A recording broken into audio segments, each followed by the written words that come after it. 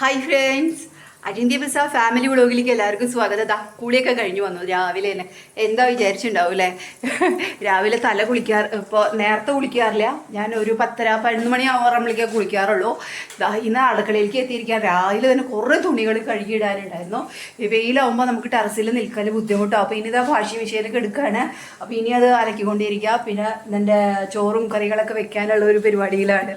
അപ്പം ഇങ്ങനെ ഓരോരോ പണികളിലേക്ക് തിരിഞ്ഞുകൊണ്ടിരിക്കുകയാണ്. ഇടുന്നതിൻ്റെ ഡേ ഇൻ മൈ ലൈഫാണ്. അപ്പോൾ എന്താ വെച്ചാൽ ഇന്നലെയും കുറച്ച് കാര്യങ്ങൾ ഇതുപോലെ ചെയ്യാനുണ്ടായിരുന്നു. അപ്പോൾ ഇങ്ങനെ ചെയ്യണ സമയത്ത് എനിക്ക് എന്താണെന്ന് വെച്ചാൽ ഞാൻ ഒരു കാര്യം പറയാം കേട്ടോ നിങ്ങളോട്. ഞാൻ ഇന്നലെ കുറച്ച് തുണികളൊക്കെ അയൺ ചെയ്യൽ കഴിഞ്ഞപ്പോൾ നമ്മുടെ അയൺ ബോക്സിൻ്റെ താഴെ ഭയങ്കര കറുപ്പുണ്ട്. അപ്പോൾ ഞാൻ ഈ കറുപ്പ് കണ്ടപ്പോൾ എനിക്ക് തോന്നി ഇതിങ്ങനെ കളയാം. അപ്പോൾ വീഡിയോ കുറേ നോക്കിയിട്ടാണ് രണ്ട് വീഡിയോ കണ്ടു. അപ്പോൾ 2 വീഡിയോയിലും പേസ്റ്റും പിന്നെ ഉപ്പും എന്നൊക്കെ പറഞ്ഞപ്പോൾ ഞാൻ അതൊക്കെ വെച്ച് ഒന്ന് സെറ്റാക്കാനുള്ള പരിപാടികളൊക്കെ ഒന്ന് ഞാൻ ചെയ്തു നോക്കി. പക്ഷെ ഒന്നും സക്സസ് ആയിട്ടില്ല. അപ്പം എന്തായിരിക്കും എന്നൊന്നും എനിക്ക് വ്യക്തമായിട്ട് പറയാൻ പറ്റില്ല. അപ്പോൾ ഞാൻ ആ വീഡിയോ ഒന്ന് കണ്ടു നോക്കൂ കേട്ടോ നിങ്ങൾ. ഞാനേ ഇപ്പോൾ ഒരു കാര്യം ചെയ്യുന്നതാണ്. എൻ്റെ അയൺ ബോക്സിൽ നിന്ന് നിറച്ച് ഇങ്ങനെ കറ പിടിച്ചിട്ടുണ്ട്. അപ്പോൾ ഈ കറ ഞാൻ യൂട്യൂബ് ചാനൽ നോക്കിയിട്ട് ഈ ഉപ്പിലിട്ടിട്ട് ഇങ്ങനെ ആക്കി കഴിഞ്ഞാൽ കറയെല്ലാം പോകുമെന്ന് പറഞ്ഞപ്പം അതിങ്ങനെ ട്രൈ ചെയ്തുകൊണ്ടിരിക്കുക കേട്ടോ. കണ്ടോ, ഇതേപോലത്തെ കറയാണ്. ഇപ്പോൾ കുറേശ്ശൊക്കെ പോയി തുടങ്ങിയിട്ടുണ്ട്. കുറച്ച് കഴിയട്ടെ, അവരത് നമുക്ക് മാറ്റി നോക്കാം, തുടച്ചൊക്കെ എടുത്ത് നോക്കാം. പോകണ്ടോ ഇല്ലേന്ന് അറിയില്ല, നോക്കാം. കുറേ ആയിട്ടാണ് ഞാൻ ചെയ്യണത്, ഇതുവരെ സക്സസ് ആയിട്ടില്ല. കണ്ടോ, ധാരാളം എന്ന് പറഞ്ഞാൽ ധാരാളമുണ്ട്. കണ്ടോ, സക്സസ് ആയിട്ടില്ല, എന്ത് അറിയില്ല. കണ്ടോ, എൻ്റെ ഒരു അട്ടർ ഫ്ലോപ്പാണേ. എനിക്ക് അതൊക്കെ ചെയ്തുകൊണ്ട് നിൽക്കാനുള്ള ക്ഷമയില്ലാത്തത് കൊണ്ടാണ് എന്താണെന്ന് അറിയില്ല. സോറി. ഞാൻ പേസ്റ്റ് ഇട്ടിട്ട് ചെയ്തു. അതേപോലെ എന്താ പറയുക, ഉപ്പും പേസ്റ്റും ഒക്കെ ചേർത്തിട്ടൊക്കെ ചെയ്തൊക്കെ നോക്കി. കോറൽ വരുന്നുണ്ട് തോന്നുന്നു. അപ്പോൾ ശരിയാവുമായിരിക്കും, കുറേ കഴിഞ്ഞാൽ ശരിയാവുമായിരിക്കും. അപ്പോൾ ആയിട്ടില്ല. നിൻ്റെ ആശാൻ തരും കൊണ്ടുവരും കേട്ടാ. നിനക്ക് ഇപ്പോൾ കൊണ്ടുവരേ. ഞാൻ വേറെ സ്ഥലത്തേക്ക് പോവാ. നീ വരുന്നുണ്ടോ? നീ വരുന്നുണ്ടോ?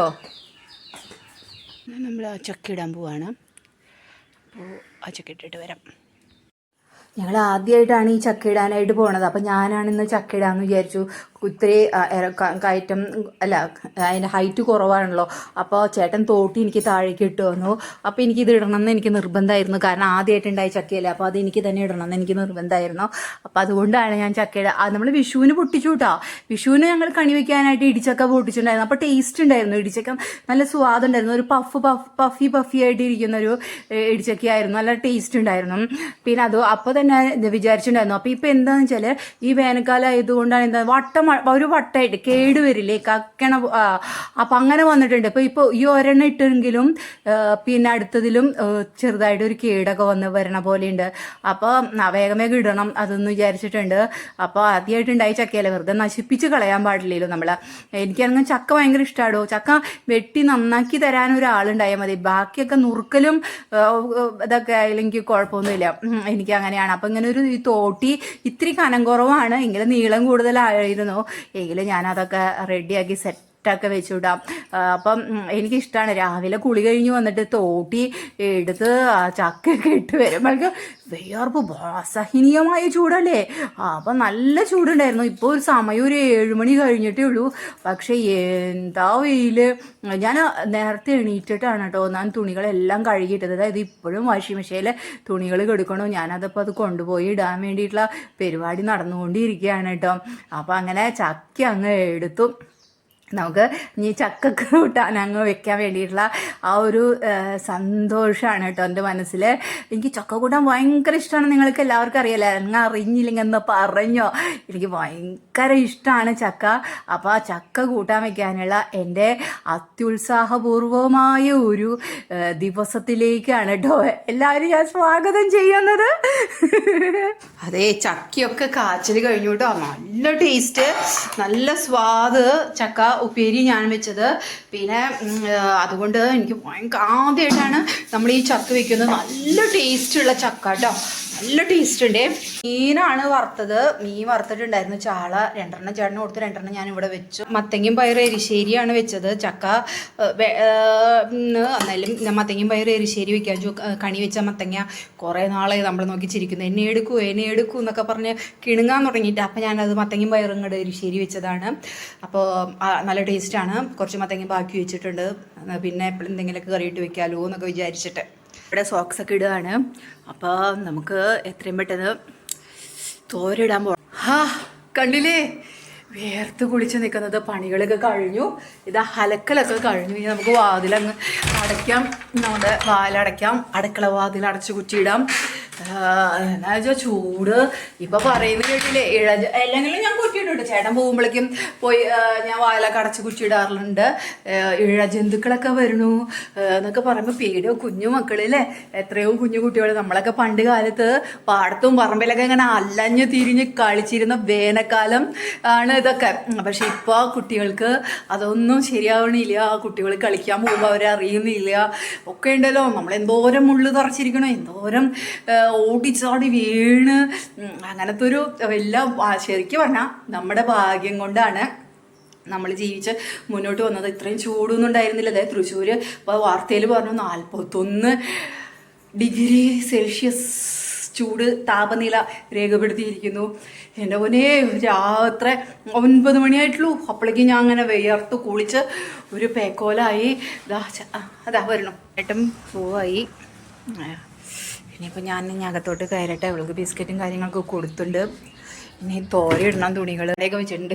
കണ്ണടയില്ലാണ്ട് എനിക്ക് പറ്റില്ല. അപ്പോൾ വിളക്കൊക്കെ കണക്കിലൊക്കെ കഴിഞ്ഞു കേട്ടോ. ഈ ഞാൻ തുണികൾ തോരയിടണത് നമ്മുടെ കുറേ തോരയിട്ട് കഴിഞ്ഞു. ഇനിയിപ്പോൾ പുതപ്പ് 2 ബെഡ്ഷീറ്റ് നമ്മൾ സ്ഥിരം കിടക്കണത് ഇപ്പോൾ ഹോളിലല്ലേ, ഹോളാണ് എപ്പോഴും നമ്മൾ യൂസ് ചെയ്യുന്നത്. അപ്പോൾ ആ ഹോളിലത്തെ ബെഡ്ഷീറ്റും കാര്യങ്ങൾ ഇടയ്ക്കിടയ്ക്ക് കഴുകാണ്ട് പറ്റില്ല. വിയർപ്പം, അത്ര അധികം വിയർപ്പും കാര്യങ്ങളൊക്കെ അല്ലേ. അപ്പോൾ ഞാനത് ഒന്ന് തോരയിടാമെന്ന് വിചാരിച്ചു. വേണ്ട തുണികൾ കഴുകലൊക്കെ കഴിഞ്ഞു. അയ്യോ വയ്യാണ്ടേ, പണി ചൂട് കാരണമാകാം. അല്ലെങ്കിൽ ഈ കൂടുതൽ പണിയെടുക്കുമ്പോൾ വയ്യാണ്ടാവില്ലേ. അപ്പം അങ്ങനെയാണ്. അവിടെ പുറത്തെത്തി. ഞാൻ കുറച്ച് തോരയിട്ടേട്ടാ.